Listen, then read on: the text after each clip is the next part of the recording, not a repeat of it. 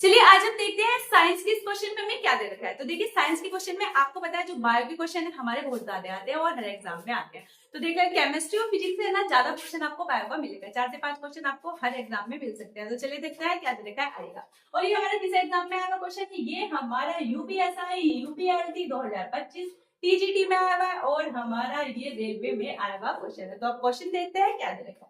देखिए दे रखा है आरबीसी का जीवन काल कितना होता है, यानी कि कितने समय का इसका जीवन काल होता है ये पूछा है। तो चलिए देख लेते हैं आरबीसी होता क्या है। इसे बोलते हैं हम रेड ब्लड सेल्स, ठीक है। रेड ब्लड सेल्स हमारी आरबीसी होती है। अब ये कितना जीवन काल पूछा है तो ये होता है 120 दिन का, या तो 120 दिन या आप इसे कह सकते हैं क्या 4 महीने, या तो 120 दिन होगा या भी होगा हमारे 4 महीने। अब देखिए जो आरबीसी होती है इनका निर्माण होता कहाँ है, तो इनका निर्माण कहाँ होता है, इनके निर्माण की अगर मैं बात करूं तो वो होता है अस्थि मज्जा में। कहाँ होता है, अस्थि मज्जा में।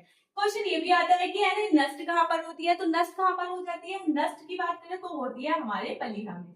पलिया में नष्ट हो जाती है, इसलिए इसे पलिया का क्या कहा जाता है, पलिया को इसका कब्रगाह, क्या कहा जाता है, कब्रगाह, कब्रगाह कहा जाता है। पलिया को इसलिए इसका कब्रगाह कहा जाता है। अगर मैं आपसे बात करूं कि प्रति सेकंड में हमारे 2 मिलियन से ज्यादा क्या होता है आरबीसी का निर्माण होता है। इसके मुख्य कार्य की अगर आपसे बात की जाए तो मुख्य कार्य इसका क्या होता है, इसका मुख्य कार्य फेफड़ों से ऑक्सीजन को क्या होता है पूरे शरीर में पहुंचाना होता है हमारा।